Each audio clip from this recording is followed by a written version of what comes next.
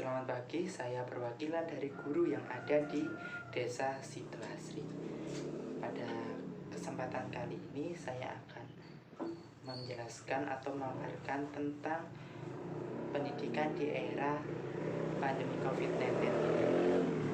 Tentunya banyak hal yang terjadi, baik itu dari segi positif maupun dari segi negatif. Anak-anak juga berpengaruh besar di dalam pendidikan corona ini. Oleh karena itu banyak hal yang terjadi. Salah satunya yaitu perubahan perilaku yang terjadi pada anak di era pandemi COVID-19 ini.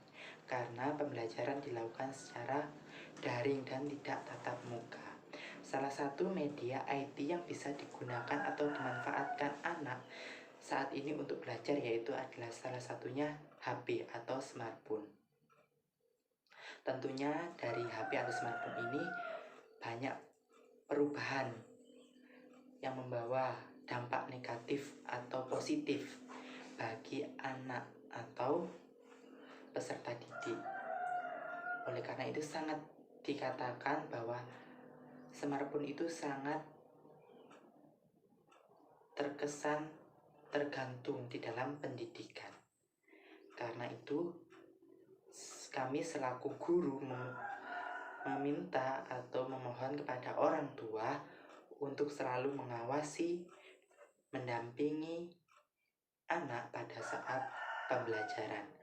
Karena smartphone ini juga ada dampak negatif dan positifnya bagi anak. Oleh karena itu dihimbau kepada orang tua untuk selalu mengawasi, mendampingi anak, apalagi anak di usia dini saat ini. Nah, tentunya kalau dibilang seberapa besar positif atau negatif dari smartphone ini bagi anak, tentunya kalau dibilang atau dikatakan seberapa besar, dari segi positifnya bisa dikatakan sangat membantu anak atau pada era pandemi COVID ini. Tentunya anak bisa melakukan pembelajaran online atau daring tanpa melakukan tatap muka untuk menghindari penyebaran dan penularan virus corona ini.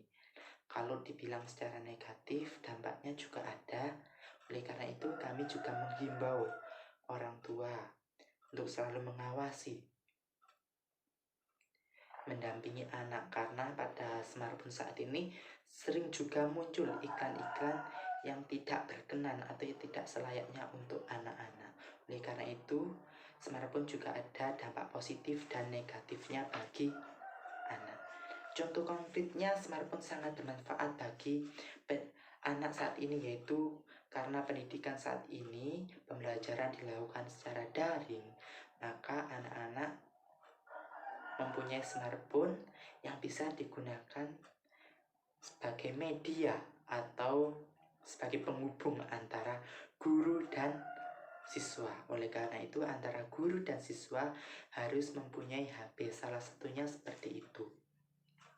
Dalam pendidikan, tentunya apakah smartphone ini bisa dikatakan efektif dalam pembelajaran daring?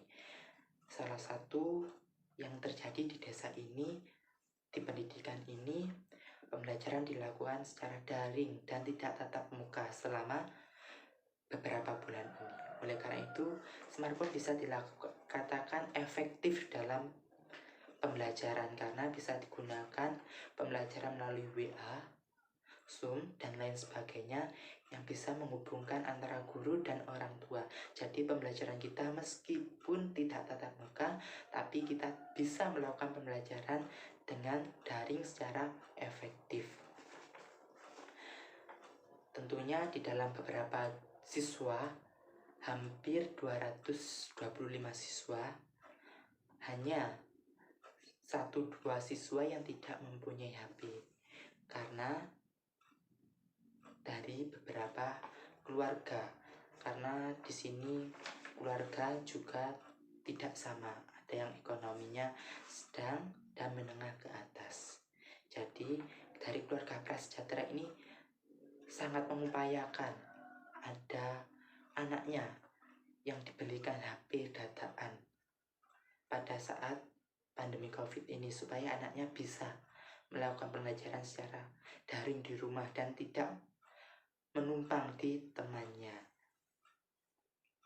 Dari beberapa ratus ini bisa dikatakan 98% siswa sudah mempunyai smartphone atau Android dalam pendidikan atau pembelajaran secara daring.